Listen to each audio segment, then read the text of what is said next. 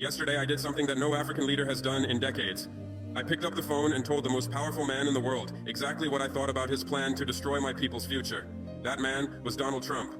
And what I told him? It's about to change everything you think you know about how small nations deal with superpowers. But before I tell you what happened on that call, because trust me, it was explosive, you need to understand what was really at stake.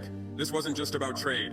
This wasn't just about economics. This was about whether 22 million people would eat tomorrow, or whether they'd become refugees, fleeing a continent that the world has already written off. My name is Ibrahim Traore. I'm 35 years old. I run Bukinafaso, and yesterday, I declared war on the system that's been bleeding Africa dry for centuries. Stay with me, because what I'm about to tell you will explain why every intelligence agency in Washington is now watching my every move. 3 days ago, my economic advisors rushed into my office with news that made my blood run cold. The United States was about to impose a 30% tariff on everything we export to America. Not 5%, not 10%, 30%. To put that in perspective, that's not a trade adjustment. That's economic have the courtesy to warn us first. We found out the same way everyone else did, through rumors, through leaked documents, through the whispers of diplomats who couldn't look us in the eye, as if 22 million people weren't worth a phone call before you destroy their economy. That's when I knew this wasn't about trade policy. This was about sending a message. A message that Africa should know its place, that we should be grateful for whatever scraps fall from their table, that we should never, ever forget who's really in charge. They were wrong. Let me tell you something about the phone call that's got Washington talking. Because what happened in those 23 minutes wasn't diplomacy, it was a reckoning. When Trump's voice came through that secure line, I could hear it immediately. The tone you use when you're talking to someone you don't consider an equal, the casual dismissal, the assumption that I'd called to beg. He started talking about America's economic interests, about protecting American jobs, about how these tariffs were necessary for America's future. I let him finish. Then I said something that I guarantee no American president has heard from an African leader in decades. I said, "Mr. President, let me tell you about my economic interests." The line went quiet, and that's when I told him exactly what his 30% tariff would do to my people. But here's the part that really got his attention. Here's the part that made him realize he wasn't dealing with the kind of African leader he was used to. I told him about Sarah. Sarah is 23 years old. She works in a textile factory in Ouagadougou. She supports her mother, her 2 younger brothers, and her own infant daughter on the wages she makes sewing clothes that get shipped to American stores. When Trump's tariff hits, Sarah doesn't just lose her job, she loses everything. Her family goes hungry, her daughter stops getting the medication she needs, her brothers drop out of school to try to find work that doesn't exist.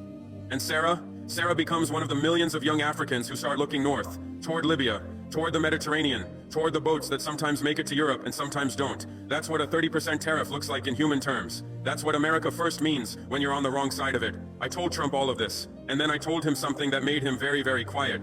I said, "Mr. President, you can destroy our textile industry today, but when 10 million young Africans start moving toward your allies in Europe because their economies collapsed, don't call me asking why your migration crisis just got 10 times worse."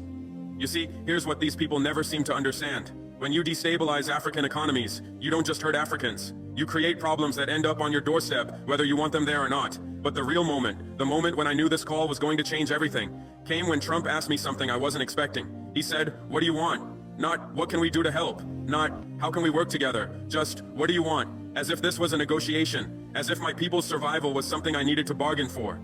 That's when I told him something that I don't think any African leader has ever said to an American president.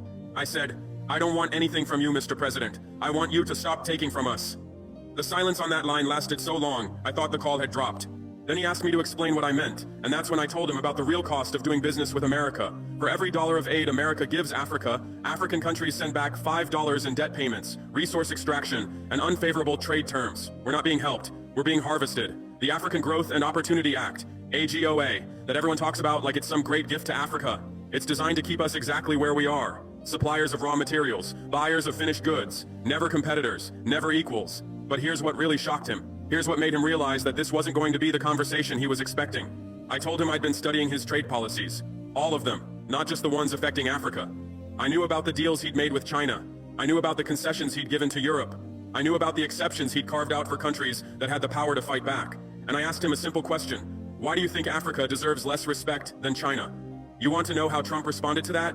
He didn't. He changed the subject. Started talking about security cooperation, about counterterrorism, about how America helps keep Africa stable. That's when I told him something that really got his attention. I said, "Mr. President, you want to talk about security? Let me tell you what real insecurity looks like." See, here's what they don't understand in Washington. The biggest security threat to Africa isn't terrorism, it's economic desperation. When young people can't find work, they don't just disappear, they join whatever organization promises them a future. Sometimes that's terrorist groups, sometimes it's criminal networks, sometimes it's migration routes that end in tragedy. But all of these problems start with the same thing, an economy that can't provide for its people.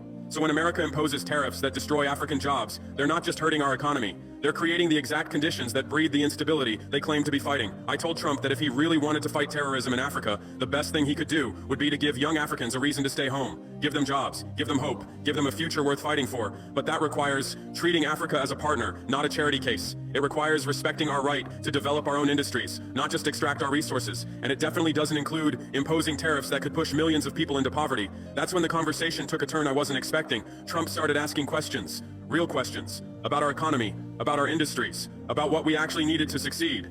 For the first time in the conversation, he sounded like he was listening, instead of just waiting for his turn to talk.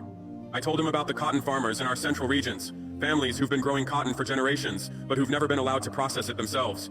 We ship raw cotton to America, and you sell us back the clothes. I told him about our gold mines, some of the richest deposits in the world, but controlled by foreign companies that take the gold and leave us with holes in the ground. I told him about our young people, the most educated generation in our history, but forced to migrate to Europe because there are no opportunities at home. And I told him the truth that no one in Washington wants to hear. Africa doesn't need charity. We need fairness. We need the right to add value to our own resources. We need trade agreements that benefit both sides, not just one. We need to be treated like partners, not like problems to be managed. That's when Trump said something that surprised me. He said, "What would a fair deal look like?" I wasn't ready for that question. Because for so long, African leaders have been told to be grateful for whatever we get, to accept the deals we're offered and not ask for more. But I've never been that kind of leader, and this was my chance to prove it. I told him that a fair deal would mean eliminating the tariffs that make it impossible for us to compete. It would mean allowing us to process our own resources instead of just exporting them raw. It would mean trade agreements that actually develop African economies instead of just extracting from them. And it would mean respecting our sovereignty. No more aid with strings attached. No more development programs that benefit American companies more than African people. No more treating us like children who can't be trusted to make our own decisions. Trump listened to all of this, and then he asked me a question that really caught me off guard. He said, "Why should I care about any of this?" Not the most diplomatic question, but I appreciated the honesty. I told him that he should care because the alternative is chaos. When African economies fail, the problems don't stay in Africa. They spread. The migration crisis that's tearing Europe apart, that started with economic collapse in countries that couldn't provide for their people. The terrorist groups that threaten global security, they recruit from populations that have lost hope in legitimate opportunities. The drug trafficking networks that move narcotics around the world, they thrive in places where legal economies have failed. All of these problems are connected, and they all trace back to the same source: economic systems that work for some people and destroy others. I told Trump that he could choose to be part of the solution, or he could watch the problems get worse. But he couldn't pretend that Africa's problems wouldn't eventually become America's problems. That's when the conversation really changed. Trump started talking about possibilities instead of limitations, about what Africa could become if we had fair access to global markets, about the opportunities that American businesses were missing by not treating Africa as a real partner. He even started asking about specific sectors where we could expand cooperation: agriculture, technology, manufacturing. For a few minutes, it almost felt like we were having the conversation that Africa and America should have been having for decades. But then reality set in. Trump told me that changing trade policy isn't simple, that there are interests in Washington that benefit from keeping Africa in its current position, that powerful people make money from the status quo, and they don't give up that money easily. I told him I understood all of that, but I also told him something that I hope he remembers. I said, "Mr. President, I'm not asking you to be a hero. I'm asking you to be fair. And if you can't be fair, then don't expect us to keep pretending that unfairness is normal." That's when I made it clear that this wasn't just about Bukinafaso. This was about a principle that goes far beyond trade policy. I told him that Africa is done being patient. We're done waiting for the world to decide that we deserve respect. We're done accepting that other people get to determine our future. The days when African leaders would smile and nod while their people suffered are over. At least for me. At least for my country. I told him that if America wants to be our partner, we welcome that. But if America wants to be our master, then we have a problem. And I made it very clear that Burkina Faso is prepared to find other partners if necessary. Partners who treat us as equals. Partners who respect our right to develop our own economy on our own terms. That's when Trump asked me the question that really showed he was starting to understand what this conversation was really about. He said, "What happens if we can't find a solution?" I told him the truth.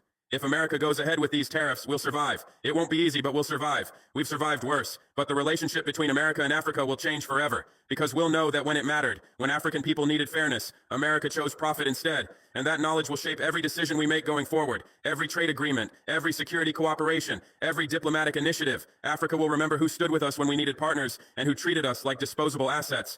I told Trump that this moment was bigger than trade policy. It was about whether America wants to be remembered as a country that helped Africa rise, or as a country that tried to keep Africa down. The choice was his. That's when he said something that gave me hope. He said, "Let me look into this. Give me some time to see what's possible." It wasn't a promise. It wasn't a commitment. But it was more than I've gotten from most American leaders. And it was proof that when you speak to power with strength instead of weakness, sometimes power actually listens. But here's what I want you to understand about this conversation. It wasn't really about Trump, and it wasn't really about tariffs. It was about Africa finally saying enough.